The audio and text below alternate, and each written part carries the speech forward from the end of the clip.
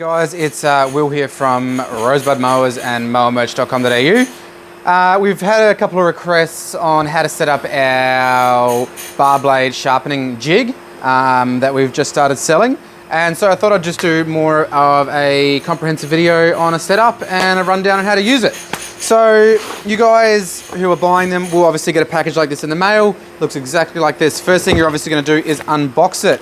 You do have instructions in the box. Hey, if you don't like reading instructions, we'll add a QR code on there to this video so you can just throw this in the bin and watch my beautiful, beautiful face. So, once you have scanned the QR code that I will just add on there, you can open up the box and you'll find the jig happily inside. It is going to come with your mounting bracket or your bench mount bracket, a bag of screws and affixings. That's pretty much all you need out of that box. Now, to set this up, okay, you're just going to start off by mounting the angled bracket onto your bench. I do find fixing this on with screws is the best situation. However, you can just use a clamp. That's what I will use today. So I'm going to open it up, lay it down. The first thing you're going to see is two mounting holes. You can either mount it via the top or the bottom. I like to mount it by the bottom so I can look at my logo. It's because I really like it. I think it's pretty cool. Once it's on the bottom like that, you can screw the bolts up through the bracket. Again, you can mount this via the top, but you know, don't do that because then you can't look at my logo all the time and it's a pretty sick logo. Screw them through the bottom like so. Get them nice and tight. Alright, once I've got them all secured, I'll come back.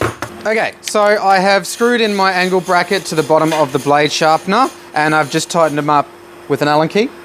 Okay, once I've done that, I'm going to adjust the detent on any of the pivot points as they do come quite locked in place when they're new. And again, you can do this just with an Allen key as well. It's all metric too, so it makes it nice and easy. So either loosen them if you need to or tighten them if they're too loose. They have got copper washers on them, so they're really easy to adjust. I'm going to tighten this one up a bit because it's a bit loose for my liking. About there, it's good. Okay, yep, nice and free, moving on all the pivot points. Once I've got that, I'll just lay it down so it hangs off my bench. And generally, if I was to do this correctly, I would indeed screw this to the bench, but it's not going to stay here, and I'm just doing it to the video. So I'm just going to fix it onto the bench with a clamp for now, just so I can show you guys. But otherwise, just a couple of screws down to the bench or a clamp, whatever.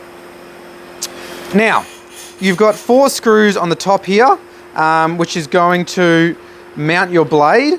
Okay, so you will have to change them depending on the thickness of your blade. You also have a screw down here, which is going to change the angle of the mounting of your blade too.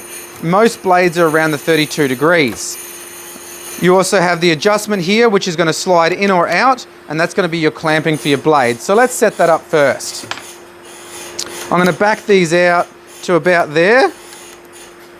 Screw these ones in to about the same. And again, there's so many different thicknesses of blades. You can have a play around with this. Now I've just got a standard Stens Gator blade here. It looks like a 21 inch for a 61 inch cut. And I can just mount that in like so.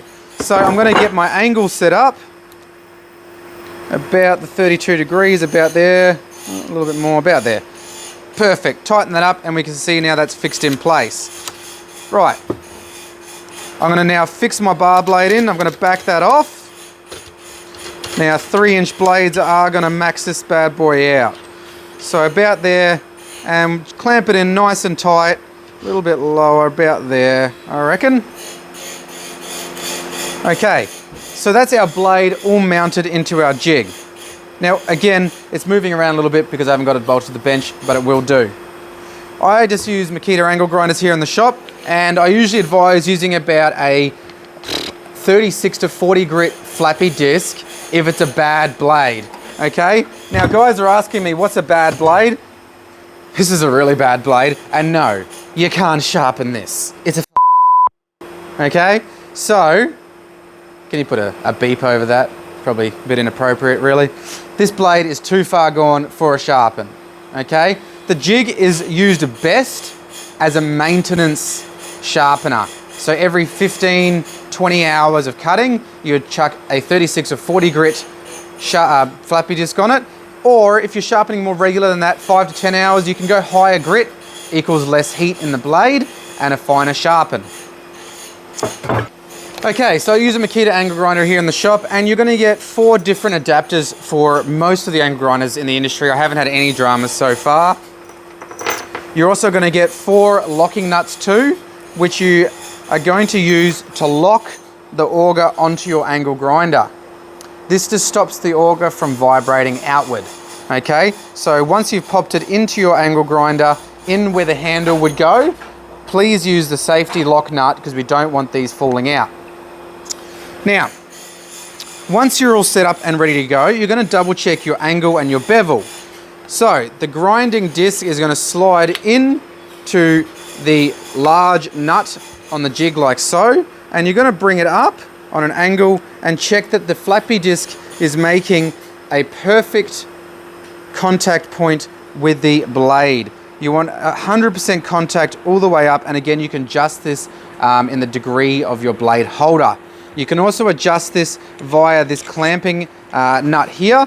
Obviously the further that you screw this back, the more you're going to get a round part of your flappy disc. So with this particular blade, this really needs to be quite far in, okay, and I can just lock that off. Now I am just going to adjust this a little bit more as well because I'm not happy with how tight it is. And I don't know, I like it to be as tight as possible. Well, not as tight as possible, but as less movement as possible to get the best grind. So once it's in there, you're going to turn your angle grinder on. And again, this is a bit awkward to do this to show you. And you're just going to go sweeping up in an upwards motion like so. Now, the reason why I only go in an upwards motion, it's purely based on, for me, safety, is because when you have a look at your angle grinders, they've actually got a hollow point in it. Now I feel like people do this in a bit of a rush, and when you're going up and down, on the downwards movement, you can actually get the angle grinder caught in the hollow part of the blade, and it could cause an accident or could cause the angle grinder to flick up, anything like that. So safety is key, and you should always just go up in an upwards fashion, back down in an upwards fashion, taking off until you have a consistent grind on your blade. Okay, otherwise that's pretty much it. Don't overheat the blades and just be careful with what you're doing as well. Obviously angle grinder is a dangerous tool and you don't want to put yourself in risk. So earmuffs, safety glasses, etc. Okay guys, now we've been through a bar blade or a standard style bar blade, like a Gator blade. It's going to be the same as most of your high flute blades as well. This is one we've actually been having a little bit of difficulty with, and it's a mulching blade off a Husqvarna rider. This blade's going to be found anywhere from your small 94 centimeter decks all the way up to your 61 inch combi decks on your Husqvarna riders. The reason being is the angle is quite aggressive, and it does change when it comes up onto the mulch part.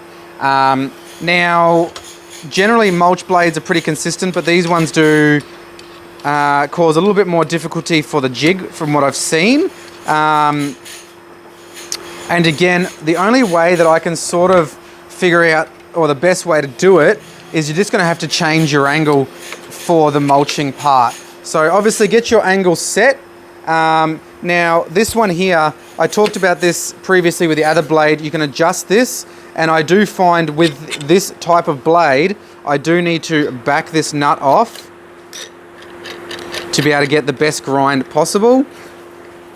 So I'm going to back that nut off so my angle grinder goes a bit further over, and when I bring it up now, I am definitely making much more contact of the blade, and I can adjust that angle of the blade holder as well. Now when it comes to do the mulching or the step part of the blade, it's definitely more difficult. You're going to have to come on a downward stroke, and I know in the last part I said don't do a downward stroke, but just make contact about midway of the blade to keep it safe. Pivot your angle grinder up and then bring it to get the gullet of the blade, and then stop when you get to the top of the gullet. From there, once you've sharpened that portion of the blade, you will need to readjust the angle of your blade holder. It's a necessity. You can't do it in one stroke. So you're going to have to bring it up. Okay, so sharpen that part of the blade and then readjust for the top part of the gullet. Pop your grinder in again, and if you could see, or if you can see, my angle grinder is now sitting perfectly flat with that cutting surface. Okay, so you do need to change the angle of your blade holder to do these blades. Okay, so it's going to be a two-step process, but still great results from what we've seen. Otherwise, guys, that's pretty much it from me. To put this thing together, again, screw it down to the bench, and you really only need a 5mm Allen key, or sorry, 6mm Allen key. That's pretty much all you need. It fits everything except those ones, which will be a 5mm Allen key. So I lied. You need two. You need a 6 and a 5. I think that's a 5. Yeah, that's a 5. You want me to retake that? Okay. You need a 6 and a 5mm Allen key. That's all you need. I swear. And something to screw it to the bench with. And an angle grinder.